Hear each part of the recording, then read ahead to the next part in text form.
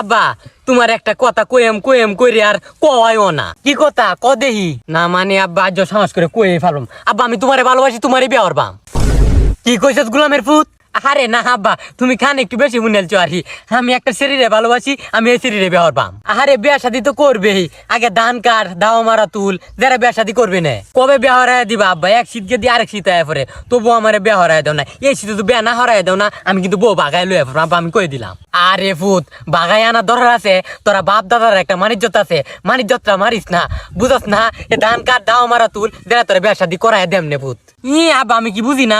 তুমি বাইল বাট্টা দিয়ে আমার গুড়াও ধান কাটাও কাম হরাও, যে আর বিয়া হরাই দেও না। এই শীতে তো বিয়া না হরাই দেও না আব্বা, কি তোমার কিন্তু উপায় নাই গা। যা বাজান তুই চিন্তা করিস না, বন্দুকের গলি মিস হইব, কিন্তু এই শীতে তোর বিয়া মিস হইতো না। এই শীতে তোরে বিয়া করাই দেম কইছি বাতান যা।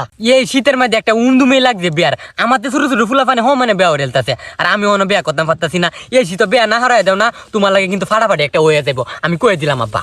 ওই যে ফুত এলা তুই থাম, এই শীত তোরে বিয়া করাই দেম, তুই ধান কাট, চিন্তা করিস না ফুত। দাওয়াটা উডোক যেরে তোর বিয়ার উমদুম লাগবো।